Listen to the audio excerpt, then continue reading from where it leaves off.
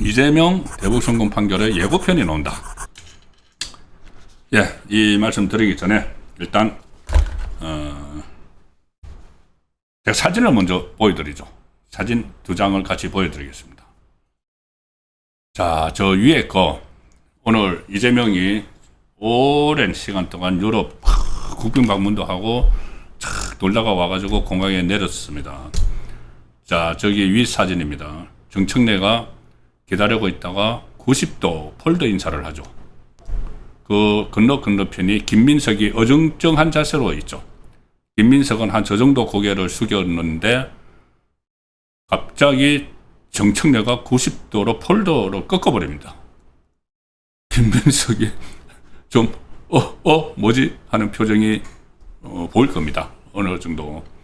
그리고 이재명은 김민석한테는 아무 말도 안 하고 자기 편이니까 굳이 뭐 말할 필요 없죠. 자기가 밀어주고 있으니까는 당대표로. 정청래한테는 수고했습니다 한마디 하고 갔습니다. 그런데 저 다음에 이제 정청래가 이동하는 이런 사진들을 보니까는 굉장히 이를 부도덕 가는 그런 표정의 사진도 저는 봤습니다.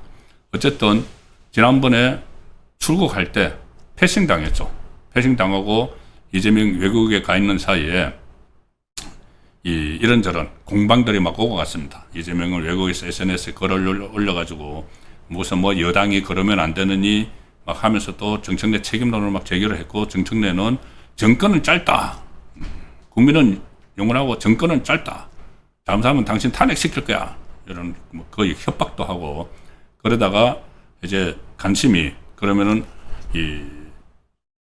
이재명이 돌아올 때는 나가느냐 안 나가느냐. 그때 갈 때는 김민석만 나갔는데, 그러니까 청와대에서 이례적으로 내일 함양 이재명 오는데 마중 나가는 사람은 이런 사람이에요. 공지까지 하는, 참 우스운, 공항에 누구 나간다고 그거를 청와대에서 브리핑까지 하는, 그것이 이제 정청래가 끼었다. 그것이 이제 저렇게 간 겁니다. 자, 갔죠. 그래서 90도 홀더 인사했죠. 그 밑에 사진 다 아실 겁니다. 윤석열 전 대통령 재임 시절에 한동훈이 당대표일 때 그 화재 현장 겨울철에 가서 저 눈발이 날리고 있죠. 거기서 한동훈이 먼저 가서 둘러보다가 윤석열 당시 대통령이 온다고 하니까 그 눈발에서 막 기다리다가 딱 도착을 하니까는 앞으로 가서 90도로 인사하는 저 모습. 제가 저기서 뭘 느꼈느냐 하면은 제가 왜 저 두 개를 연결시켜서 보여드리는가 하면은 저 밑에 저런 모습을 보였습니다. 그때 갈등이 있었죠. 윤석열 대통령하고 한동훈 대표하고. 그래서 무슨 그 당원 게시판 뭐 이런 것도 그 전호를 해서 막 불거졌고, 뭐 특검, 김건희 특검을 받아야 된다 뭐 이런 이야기도 하고, 무슨 문자를 읽고 씹었느니 막 그런 갈등이 막 벌어질 때입니다. 자, 그때는 한동훈 당대표, 저 위에는 정청래 당대표, 현직 대통령하고 갈등을 벌였죠. 자, 그런데 그 밑에 한동훈이 90도 폴더로 인사를 하고 숙이는 것 같지만 나중에 결국은 탄핵 중국에 들어서니까 민주당하고 저 이재명 쪽하고 손을 잡고 탄핵을 시켰습니다. 고개를 숙였는데. 왜 제가 또 그 말씀을 드렸느냐. 그럼 저 위의 장면이 정청래가 완전히 이재명에게 머리 숙이고 들어가서 충성을 할까요?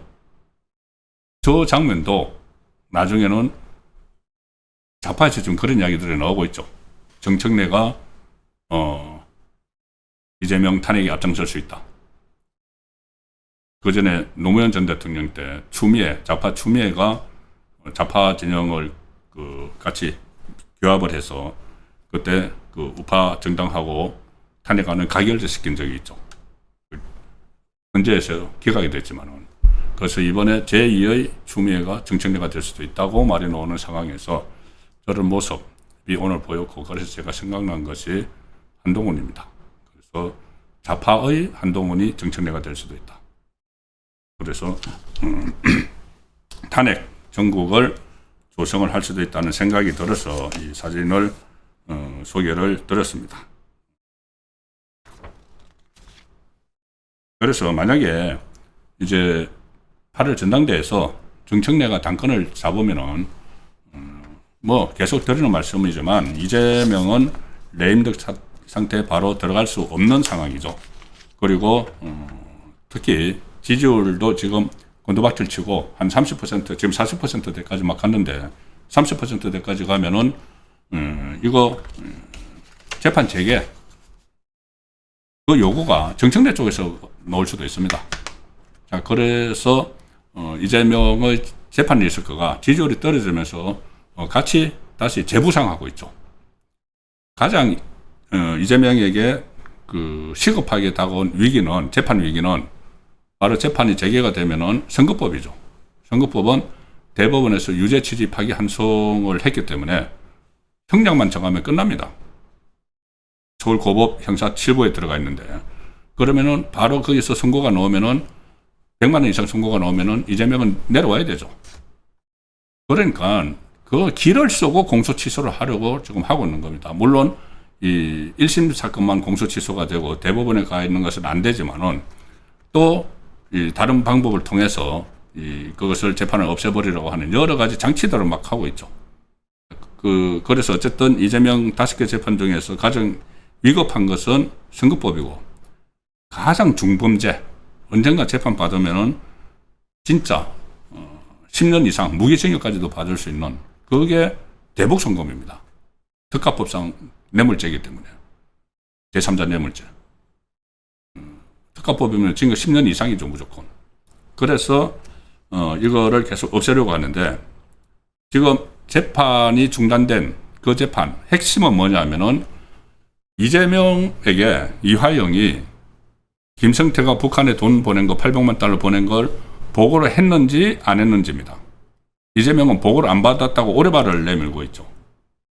자기 북한에 보내려고 돈을 줬는데 부지사가 저기 기업인한테 이렇게 해서 돈을 줬는데 그걸 본인이 모르고 있었다?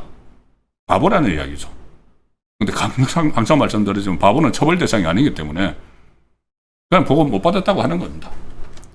그게 이제 핵심이 이화영이 그 전에 보고를 했다고 한번 진술을 했다가 그 부인 백정아 씨가 그 법정에서 막 소란 피우고 그 박찬대가 막 찾아가고 해가지고 진술을 번복을 했죠. 근데 진술을 번복을 한 게 왜 번복을 했는지가 이화영 쪽이 주장하는 게 바로 술 파티, 연어 파티입니다. 검찰청에 조사받으러 가서 술 몇 잔 먹고 연어 3점이라고 요새 합니다. 연어 덮밥 3점. 3점 먹고 진술을 바꿨다. 어린애 같은 이야기인데 그런 식으로라도 해가지고 빠져나가려고 하는 거죠. 그런데 이 연어 술 파티와 관련해서 있었느냐 없었느냐 계속 논란이 많은데 누가 봐도 없었던 것 같은데 있었다고 막 하는데 내일 첫 번째 사법적 판단이 나옵니다. 이게 뭐냐 하면은 이화영이 지금 하나는 뭐 외환거래법, 뇌물 이런 걸로 대법원까지 확정 판결 받아서 7년 8개월 선고받아서 지금 징역 살고 있는 게 있고 하나는 대북 송금과 관련해서 이재명 연루 의혹 이것과 관련해서 이재명하고 공범으로 재판을 받는 게 있는데 이재명은 빠져나가 버렸죠. 중단돼서 그 재판이 있고 또 하나 이화영의 재판이 있는 게 뭐냐 하면은 바로 이 부분입니다. 연어 파티, 술 파티가 있었다고 이야기한 게 허위다. 그래서 위정이다. 그래서 검찰이 다시 기소를 했습니다. 근데 그 재판을 받으니까 이화영이 허위, 그러니까 그 술 파티, 연어 파티가 없었다는 것이 법원 판사들은 그것을 인정을 해버렸죠. 없었다고. 대법원 확정 판결까지 나왔으니까. 그러니까 국민 참여 재판에 붙인 겁니다. 그 국민 참여 재판에 해달라고 한 거죠. 그것이 여론전으로 어떻게 하면 해보려고. 자, 그런데 그 결과가 내일 나옵니다.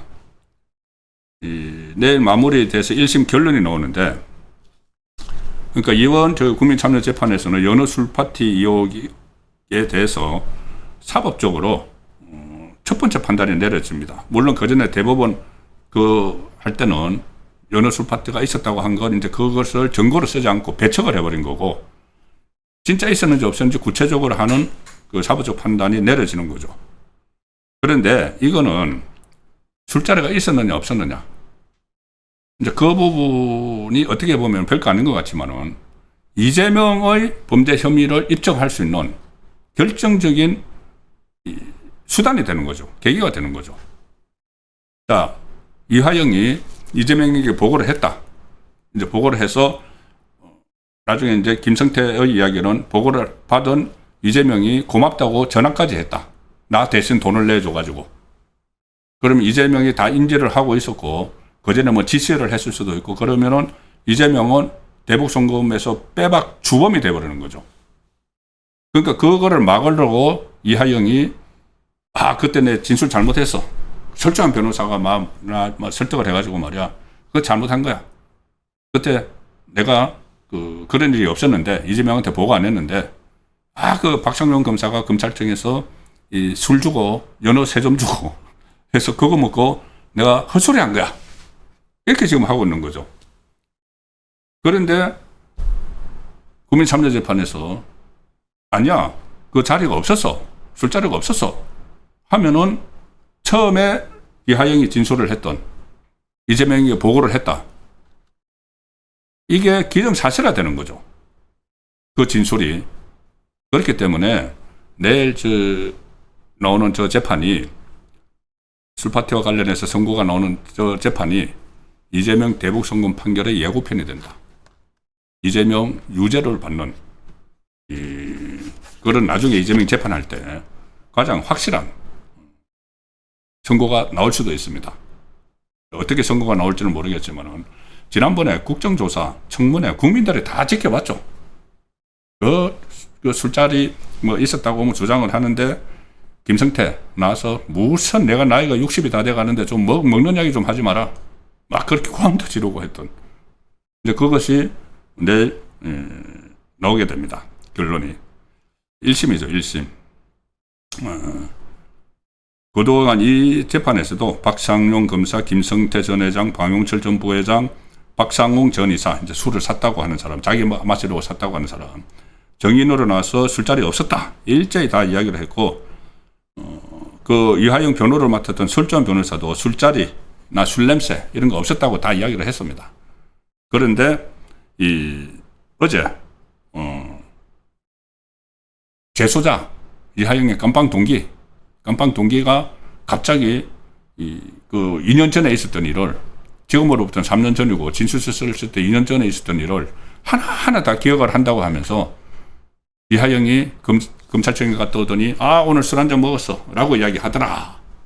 그 사기 피의자로 지금 감옥에 있는 사람이, 감옥 동기가 그런 걸 이제 내세워가지고 술자리가 있었다 이렇게 하니까 내일 국민참여재판이 어떤 결론을 내릴지 지켜봐야 되는 상황입니다.